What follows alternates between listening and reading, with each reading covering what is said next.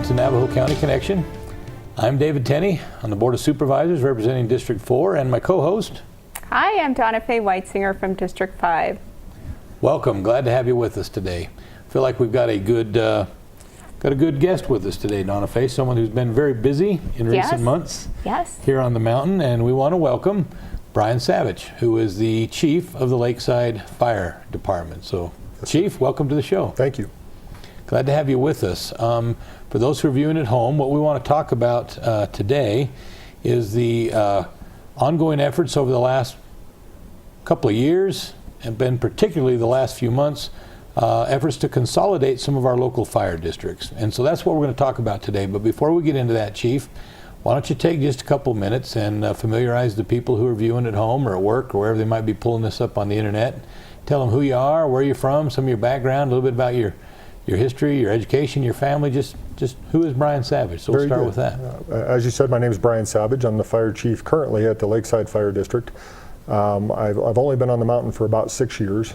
Prior to that, I came out of the Tucson area where I spent 12 years with the Northwest Fire District. I was a captain there when I left, and then became a battalion chief with the Golden Ranch Fire District in Oro Valley and kind of northern unincorporated Pima and Pinal County for about 5 years. So I had 17 years of fire experience before I came up here. Came in as the assistant chief of operations at Lakeside Fire District, and then 2 years later was made fire chief, and have served in that capacity ever since. I am married. I've got 6 kids, 3 of my own and three that are my wife's from a former marriage, and so we're busy when we're not at work. I do have 2 children playing Blue Ridge football this year, so as we talked about a little bit there in the Blue Ridge Sholo or Snowflake predictions, I don't have any for you. But well, I've got them, but you probably won't like them. So. But the fire service is my passion, and I came up here 6 years ago, and what I found at the time was merger and consolidation and cooperative efforts was something that was being talked about in kind of a cursory notion about what it might look like. And since that time, we've worked pretty diligently to make it happen, and we're about there now. So before we get into that, some of the history, I guess, of the separate fire districts. So what are the 3 fire districts that? The 3 fire districts that are currently engaged in this merger are the Lakeside Fire District, the Sholo Fire District, and the Linden Fire District. All 3 fire districts have been around and serving these communities for a very, very long time. And all 3 fire districts have struggled to a large extent as small agencies to provide the level of service that our constituents want from us. We've got a lot of full-time residents, and we also have a lot of seasonal residents who own property here, who pay taxes here and do those kind of things. And when they come here from Tucson or Phoenix or wherever it is they come from, there's a level of expectation about what a fire department is. And the fire districts as they currently stand or have stood in the past have really struggled to meet those expectations, to provide that same level of service that those customers are used to from Phoenix or otherwise. I don't say that to suggest to you that we're going to be on par with the Phoenix Fire Department or that we should be. But we definitely have found that we can provide a better level of service together than we've been able to do as individual agencies.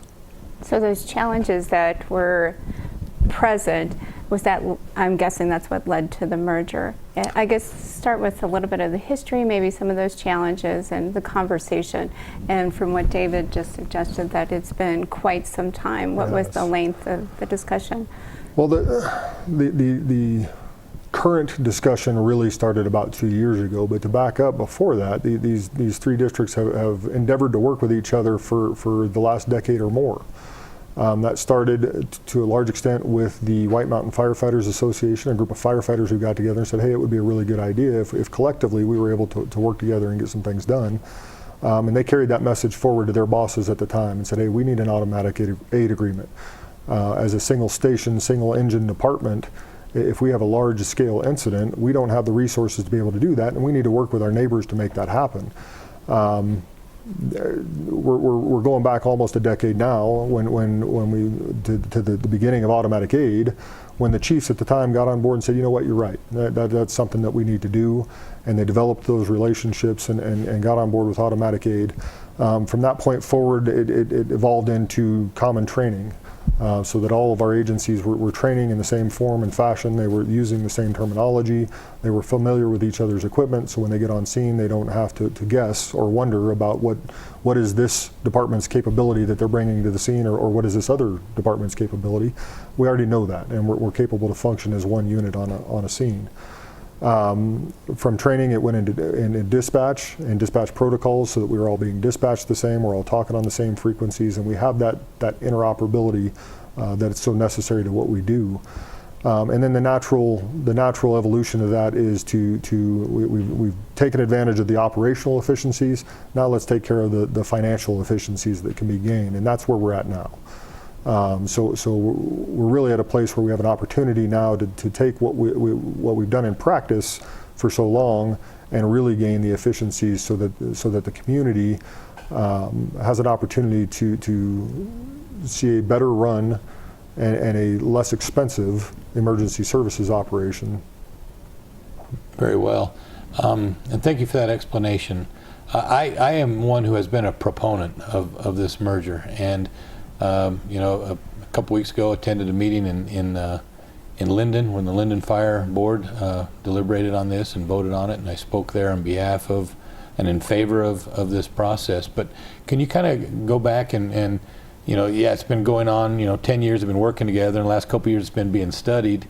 Can you just talk briefly about the actual process itself? Sure. The Linden Board voted on it, but they all did. I mean, kind of what was the the nutshell summary of what had to happen?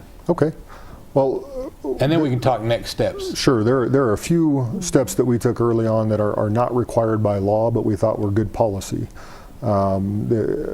Last year, and I want to say it was roughly August of last year, the Lakeside Fire District Board sent out a letter to 6 other fire districts asking them if they would be interested in cooperating in a third-party study on cooperative services. It's been referred to as the merger study. That merger was the result. Cooperative services was the study. What are our options, and how can we work more closely together?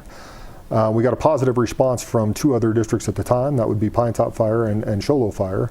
And we entered into that study with Emergency Services Consulting International, or otherwise known as ESCI.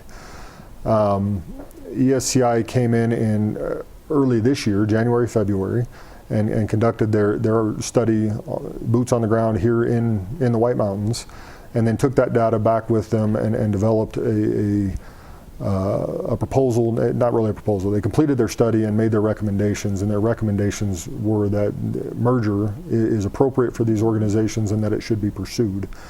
During that process, Linden Fire came into an understanding that their finances were not as good as maybe they hoped they would be. Their assessed value declined at a rate much greater than they had planned on. And they came to the table in about February of this last year, where they said, hey, we want to be a part of this too, what can we do? And we invited them to do an addendum to our study to evaluate whether or not merger was feasible for them as well. Their study also came back and said, yes, in fact, merger is feasible and should be pursued. The boards of the 3 agencies involved today, as you stated, voted to pursue merger. So Lakeside, Sholo, and Linden. To date, Pinetop has not taken that same action, but I suspect that at some point in the future that they may be interested, and they're certainly welcome to the table at that point. The legal process has been such that there are a whole bunch of steps, and I will certainly miss one as I sit here and try to describe it off the top of my head, but you go through the process of developing an impact statement.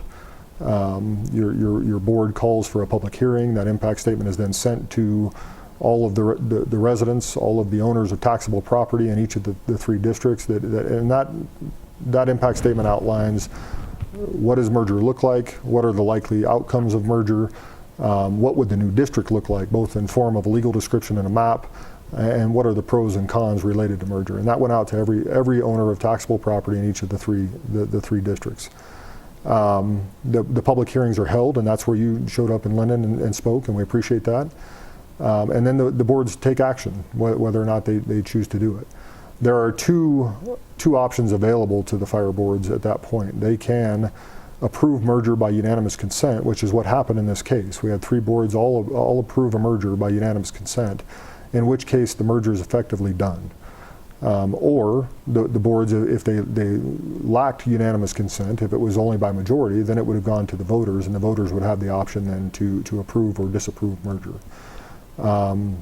We have the sense that the voters are very much in favor of this process. That's what we've been told by our constituents time and time again, and that's what was illustrated at each of the public hearings. Yeah, certainly that was the case in Linden, where I attended. Yeah. More than a 2-to-1 ratio of people that spoke in favor of the merger versus those who spoke against the merger.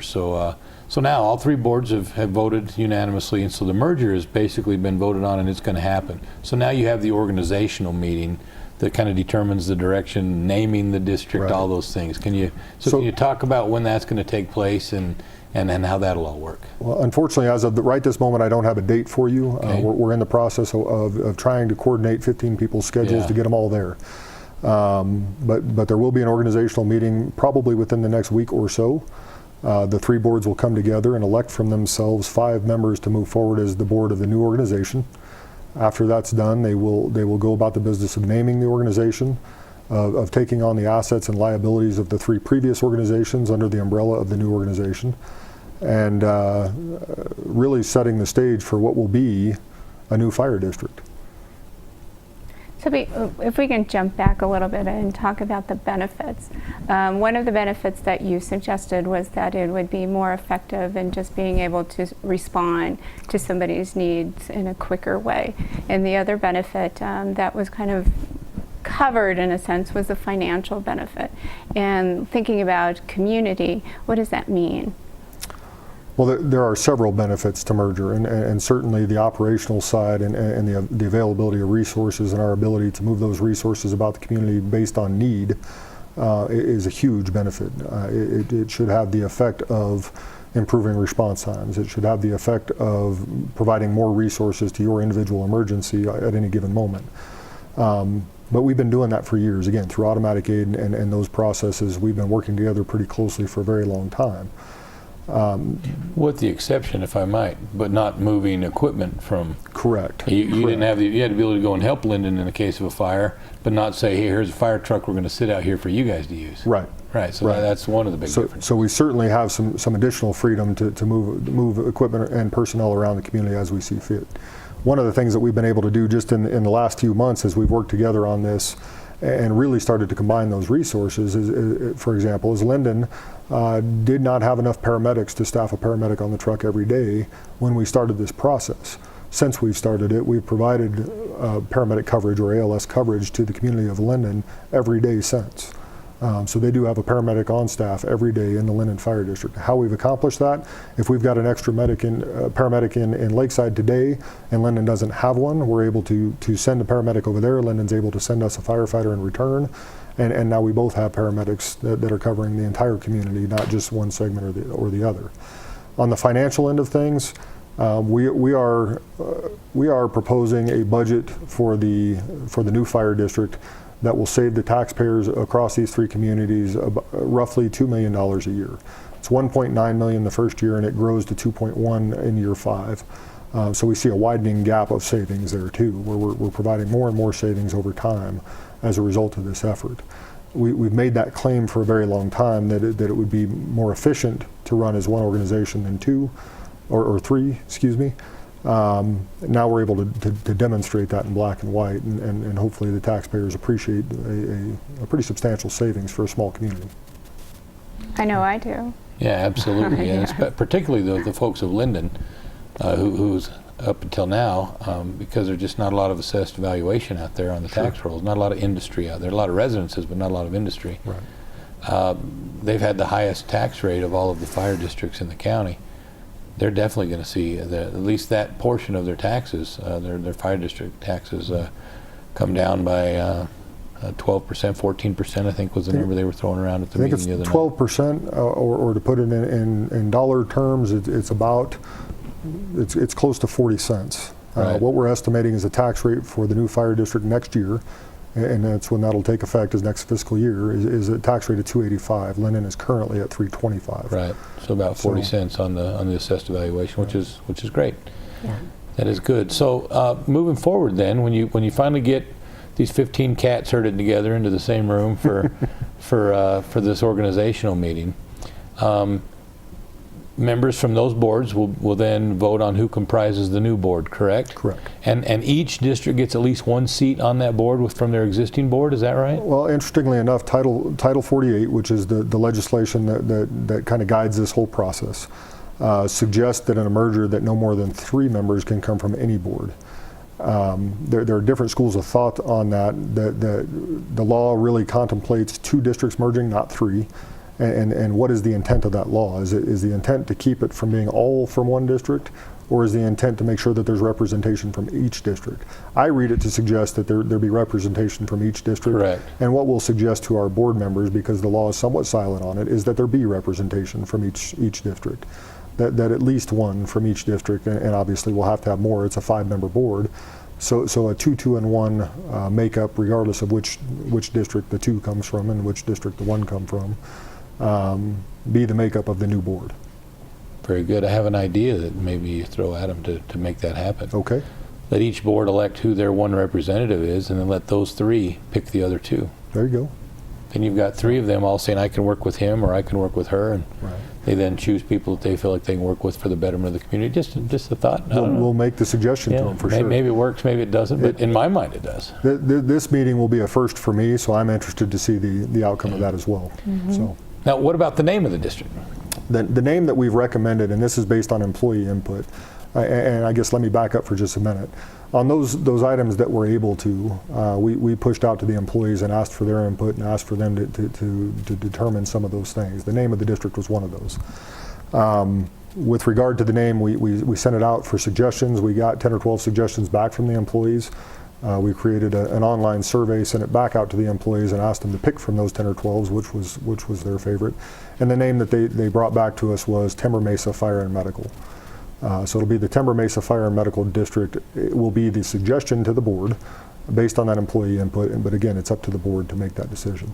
I'm assuming with the fact that we always refer to ourselves as the White Mountains, White Mountain Fire District sounds a lot like White Mountain Lakes Fire District, and there might have been some confusion. There are a number of White Mountain titles, especially in emergency services up here, between White Mountain Lake, White Mountain Apache Fire and Rescue, White Mountain Ambulance. There are several of those around. So that was one of the suggestions on there, and it plainly just didn't come out on top when the employees looked at it. So. Well, I'm sorry, the Dawnafe I know, Fire right? District didn't make it. I put my name in That's what I there. voted There's still for. time. Yeah. I think there were 2 votes casted. Lobby for those that. 15 cats, and you just might get the votes. Well, thinking about next steps, if there's a fire district that's interested in entering into the new district, is that something that can be entertained, or? Absolutely. Yeah. And in the same spirit that the letter was sent out to the boards last year of 6 fire districts asking them to participate, we would continue to leave that door open because we really do want to look at emergency services from a regional perspective. We believe it's the best model, it's the most efficient model, and obviously the more folks we have involved in that, the better it is, and the better service we're able to provide to the entire community, not just individual segments of the community. So certainly we'd be open to any of our neighbors who are interested in being a part of it in the future to come and visit with us, and we'll make it happen. Well, I have a hunch that if this does what I think it will do, not only in terms of services, but also in lowering rates for the taxpayers, I think you'll see other districts coming up and saying, hey, how about letting us become a part of it? And I think that would be a wonderful thing. Sometimes in government we think that just because something's been done one way, we ought to do it that way all the time. And we need to think outside the box. We need to look and say, what can we do to better serve the taxpayers and better take care of people? And I commend you, Chief, for being one of the leaders in that effort and in having that vision to move forward. And I know it's not been easy. I know you've had people taking some shots at you, and that can be frustrating. It kind of puts you on the hot seat. But I, for one, am appreciative of people like yourself and those board members who stood up to that scrutiny that sometimes is uncomfortable, but they make that hard choice and are willing to say, this is what I think is best. And one way or another, they need to step forward and do that, and the boards have done that in this case, and I commend you all for your efforts there. I agree, and I appreciate that. Thank you. I agree with David. You know, and I've talked to you about that in a sense that it takes a great deal of leadership to organize such a big change. In a sense, you have three separate entities, and trying to get them on the same page is a difficult task. It's been a challenge. And yes, and it takes a lot of not only leadership, but someone who is, I guess, willing to take the helm and move that forward in a direction that we're seeing now. So does that lead us into the discussion? So are you going to be the new chief of the district? Well, one of the things that has caused this whole thing to work has been the kind of the lack of egos among the heads of each organization. We sat down at the table more than a year ago now, maybe even 2 years ago, and the discussion over lunch was, you know what, Chief Chevalier, Randy Chevalier from Show Low Fire, I'll work for you. That's okay. Chief Anderson, Linden Fire, I'll work for you. It's okay. And we all had that conversation. That was kind of the agreement of the group, is we didn't really care who was the chief at the end of the day. We thought this was in the best interest of the communities that we served, and we needed to pursue that. All that being said, I think I drew the short straw on that, and the proposal that we'll be forwarding to the board does have me as the fire chief of the Denver Mesa Fire District. Well, I credit all three of you for that. My dad taught me as a kid that there's no limit to the amount of good we can accomplish if we don't care who gets the credit. Abraham Lincoln, great quote. Don't know who Dad was quoting. I'll quote Dad because he's the one that taught me, and I'm grateful for that. And this is certainly a case in point for that. And those chiefs being willing to put egos aside and say, you know what, this is good, and we'll work for Chief Savage, I think is a good thing. And so I've got a great team of people there as well, and I can't commend them enough. We wouldn't be sitting here talking about it today if it weren't for each of their effort. So. Very good. So, well, we got just a couple minutes left. Is there anything that we haven't covered that you feel like we ought to with the folks who are viewing? You know, I'm not sure what questions the community still has about this process, but I would encourage them, if they do have questions, to come and sit with me, to come and sit with Chief Chevalier in Show Low or Chief Anderson in Linden, and ask those questions. We may or may not have all the answers, but we'll find out for you.